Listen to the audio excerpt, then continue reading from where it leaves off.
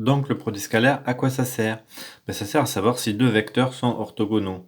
Orthogonaux, à penser perpendiculaires. C'est le vocabulaire pour les vecteurs.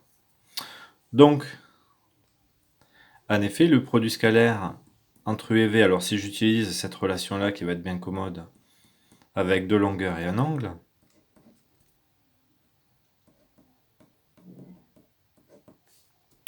donc qu'est-ce qui se passe? Si je suppose que les vecteurs sont orthogonaux, donc ça veut dire qu'ils vont former un angle de plus ou moins pi sur 2.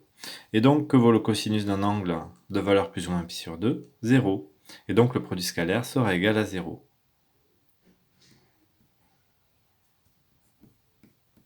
Donc, l'angle sera égal à plus ou moins pi sur 2. Et ainsi, le produit scalaire sera égal à 0. Réciproquement, si maintenant le produit scalaire est égal à 0, alors qu'est-ce qui se passe? Donc là, je prends des vecteurs non nuls. Le vecteur nul, lui, il va être orthogonal à tous les autres vecteurs. Dans ces cas-là, cette quantité-là est égale à 0, mais comme les normes sont différentes de 0, donc ça veut dire que forcément, c'est le cosinus qui est égal à 0.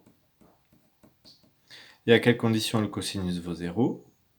À condition que l'angle est égal à plus ou moins pi sur 2. À 2 pi près, toujours. Et donc ça veut dire quoi? Ça veut dire que les vecteurs sont orthogonaux. Voilà, donc comment vérifier que les vecteurs sont orthogonaux avec un produit scalaire? Lorsque je le calcule, si je trouve 0, dans ces cas-là, les vecteurs sont orthogonaux. Sinon, les vecteurs ne sont pas orthogonaux. Donc, je calcule le produit scalaire. Si c'est égal à 0, alors les vecteurs sont orthogonaux. Si c'est différent de 0, les vecteurs ne sont pas orthogonaux.